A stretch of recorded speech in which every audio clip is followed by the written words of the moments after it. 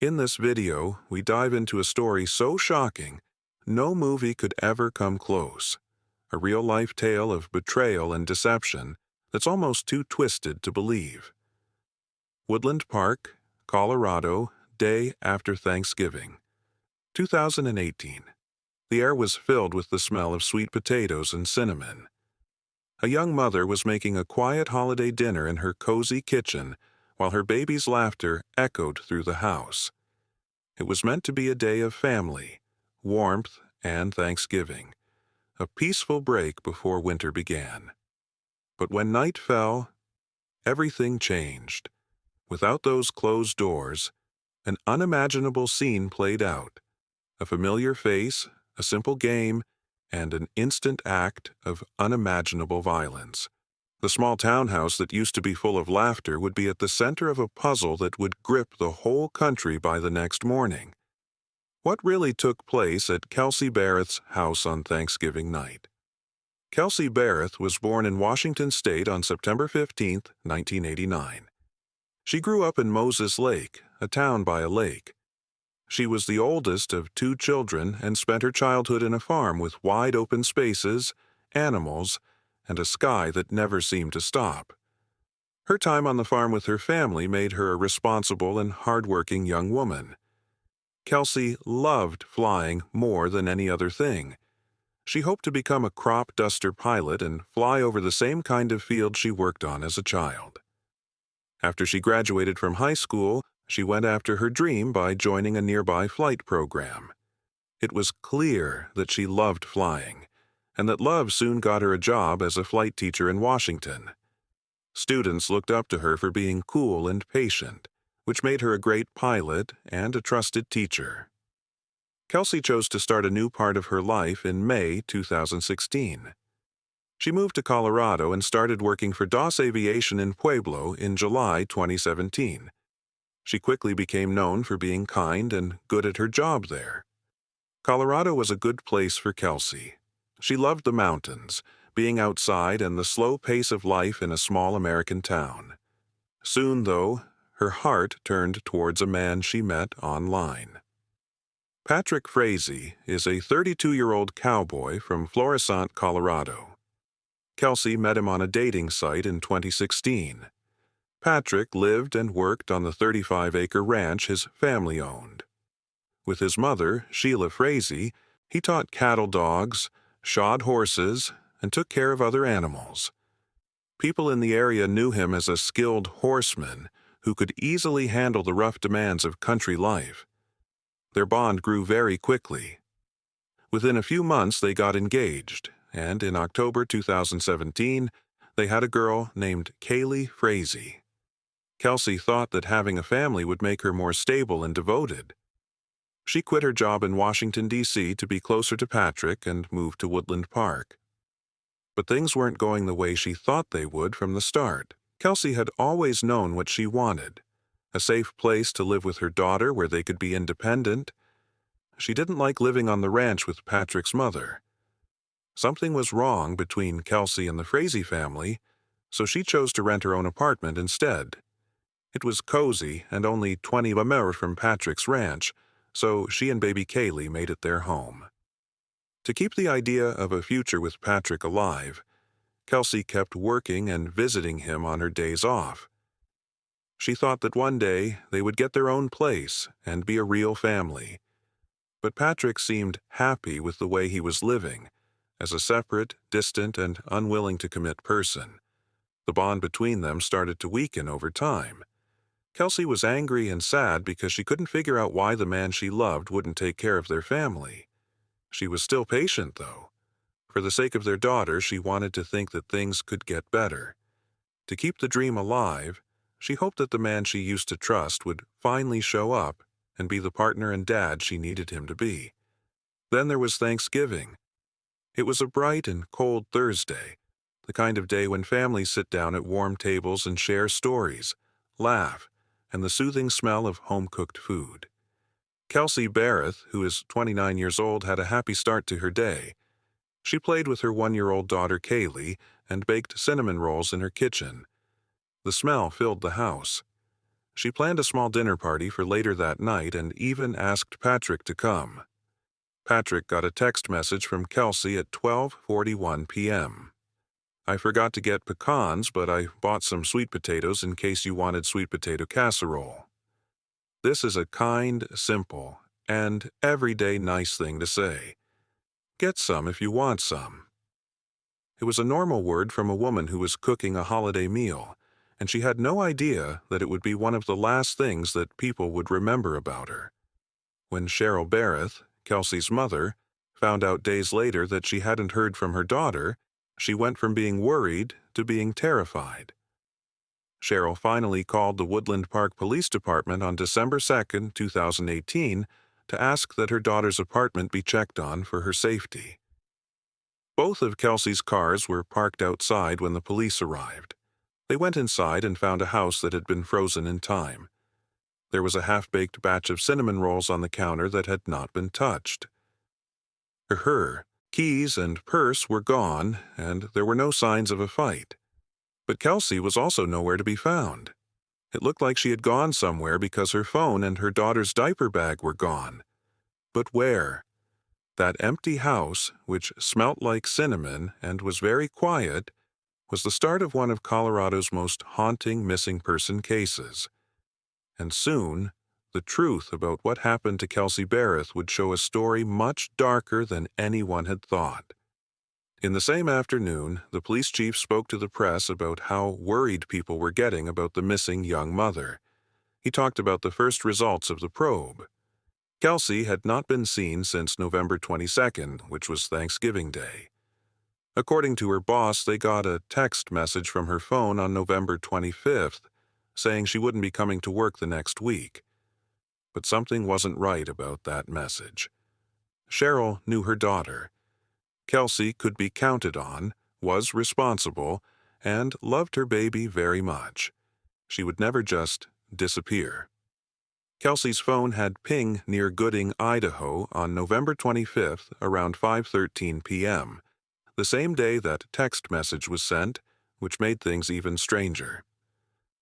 There were a lot of questions about the distance between Idaho and Colorado. When her cars and other things were still at home in Woodland Park, how could her phone be so far away? Investigators searched her townhouse and both of her cars based on search orders. There were no signs of foul play, but there were also no signs that she had left on her own. The case was now being handled as a missing person probe. When Cheryl spoke to the crowd, her voice was strong and sad at the same time. She said Kelsey was a woman who was dedicated to her faith, her family, her friends, and her job, and she wouldn't just leave. Cheryl's family made a Facebook page called Missing Mother Kelsey Berreth to help get her picture out there and bring attention to her case. They begged people to share information in a responsible way and stay away from rumors and gossip. At the same time, reporters kept asking the cops questions. Why did Patrick Frazee not show up to the press conference? Was he helping the police with their investigation? The cops said that Patrick had been invited but did not show up. They also said that Patrick was helping them at this point and that there was no immediate proof that he was doing anything wrong. Investigators said that all of the planes were found when they were asked if Kelsey might have left town in one of them on her way to work as a flight teacher. She didn't seem to have flown anywhere. Kaylee, her daughter, was with her dad, Patrick. Something didn't make sense despite these facts. Kelly's family and friends stressed how happy she had been about the holidays. She didn't need to run away. Her happy and normal Thanksgiving message to Patrick was one of the last things anyone knew she sent before she disappeared. When detectives asked Patrick directly about what he said, his answer made them even more worried. He said that the day before Thanksgiving, he and Kelsey had broken up. He said that things between them had finished peacefully. He said they met for a short time in public on November 22nd so that Kelsey could give them their baby. He said he didn't see or hear from her again after that. But people who knew Kelsey, like her mother, co-workers, and friends, didn't get the story. She wasn't the type of woman to just disappear after making dinner plans and baking cinnamon rolls. When police asked Patrick Frazee about the text message about sweet potatoes and pecans for Thanksgiving, he admitted getting it, but said he thought it was just a friendly holiday invite. He thought it was normal, but detectives thought there was something wrong with that letter.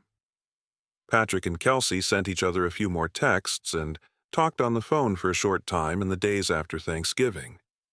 Patrick said that everything looked fine. Kelsey was happy and didn't seem to be in any kind of pain. But the cops couldn't get rid of the feeling that his story didn't quite fit. I had the most trouble with one question. That week, Kelsey really broke off her engagement. So why didn't she seem sad or angry when she talked to her mom that same morning?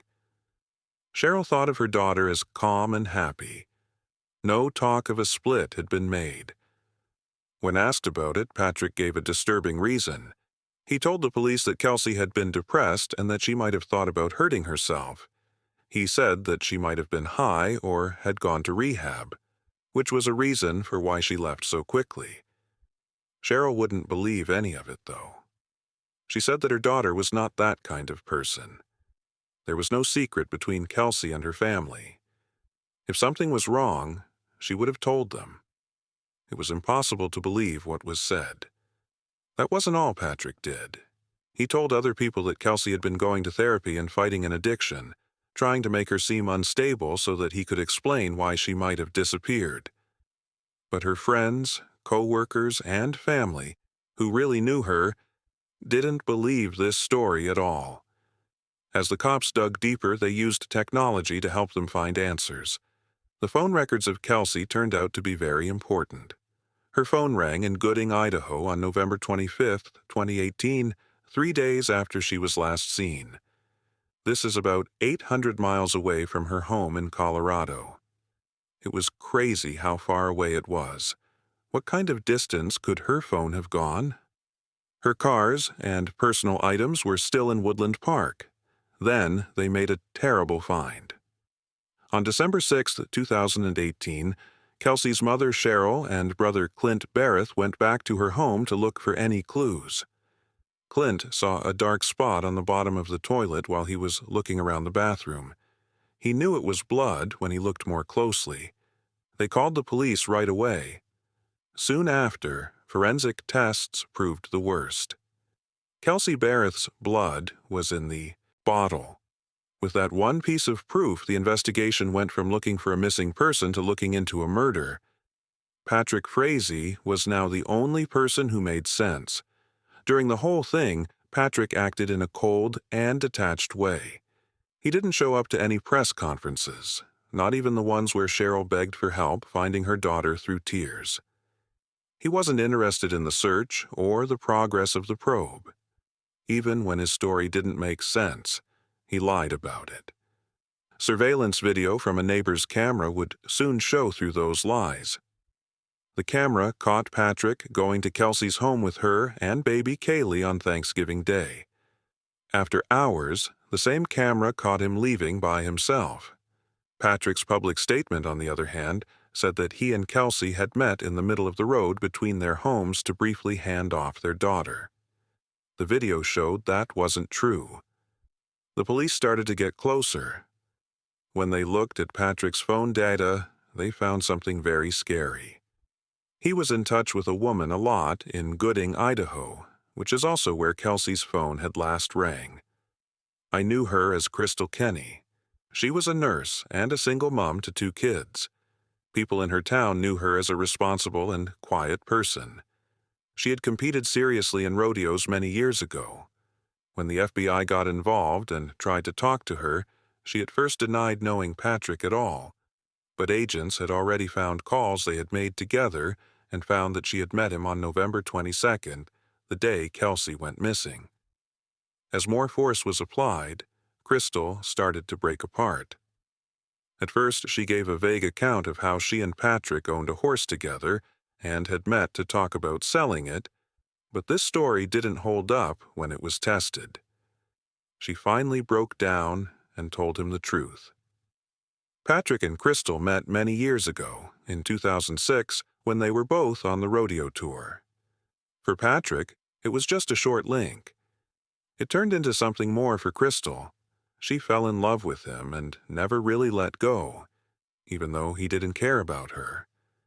They would sometimes meet and talk for more than 10 years. She always took Patrick back because she hoped that one day he would choose her. Patrick would come and go from her life, charming her one minute and distant the next. By 2018, that old relationship was back on. She believed she had a strong chance of being with him. She'd had strong feelings for Patrick for a long time, even when he didn't care about her, lied to her, or suddenly disappeared from her life. But this time felt different. Patrick looked like he was ready to let her in. Patrick was engaged and had a daughter with his fiancé, Kelsey Berreth. At first, Crystal didn't know about these things. Her whole world turned upside down when she found out.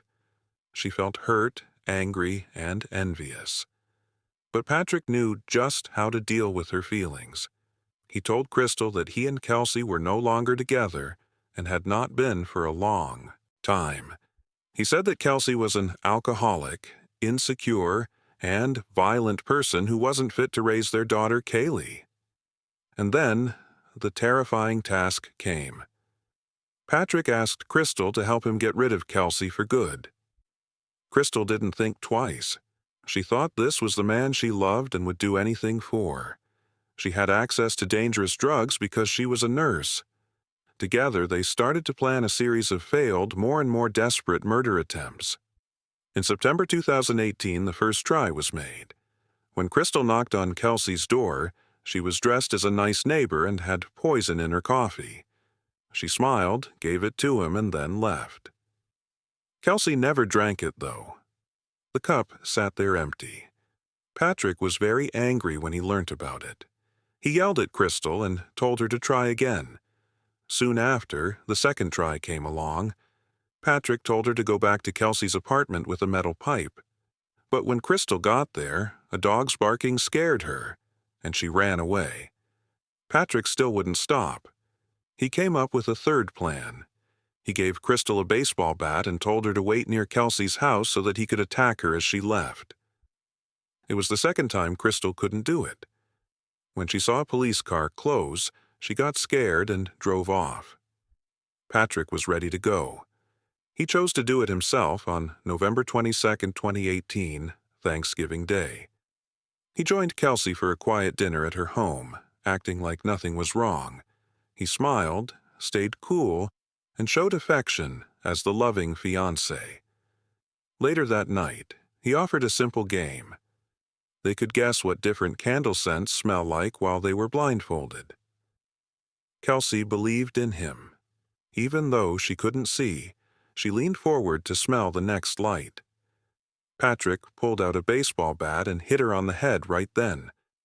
She hit the ground. He hit her over and over until he was sure she was dead. After some time, he called Crystal. She brought bleach, rubber gloves, safety gear, and a full-body cleaning suit with her when she got there 13 hours after the murder. The dream she walked into was awful. There was blood on the floors, walls, and even the kids' toys. Crystal told the judge that Patrick told her to clean up the mess and look in the vent for a tooth, which showed how badly the attack had been. I remember seeing blood on baby toys, a pet animal, and even what she thought was a Bible. As a group, they got bloody things together and burned them in a barrel outside. Crystal later said that while she was cleaning, she knew she was in a lot of trouble. She purposely left small amounts of blood behind so that police would find them one day. Patrick took her to his ranch after the house was clean. Kelsey's body was wrapped in plastic and lying in a metal trough. Patrick lit it on fire by pouring petrol and motor oil on it, which Crystal saw. The fire was there all night. As they stood by the fire, Sheila Frazee, Patrick's mother, took a short walk out onto the deck and looked at the flames, without saying anything. After that, Crystal went back to Idaho with Kelsey's phone. It looked like Kelsey was still living because she did what Patrick told her to do and sent text messages from it. Investigators worked hard for weeks to put together the truth. When they finally found dead bodies and burned evidence at Patrick's ranch, the case went from being about a missing person to a murder investigation for good. After only 1 month, Patrick Fiancé was caught and charged with first-degree murder, asking someone to kill someone, and desecration of a body. In 2019, he went to court. Crystal Kenny was the main witness. She took a plea deal in return for her words. When her story was put together with cell phone data, camera footage, and Patrick's own phone calls from jail, it painted a very scary picture of a planned murder. Later, a police informant said that Patrick had tried to send texts from jail telling other people to kill important witnesses, such as Crystal Kenny and Kelsey Berreth. The panel made a decision after hearing for weeks. I'm guilty. Patrick Fiancé was given a life sentence without the chance of parole in November 2019, along with an extra 156 years for charges linked to the sentence. Crystal got a much lighter sentence, only 18 months, and was freed soon after.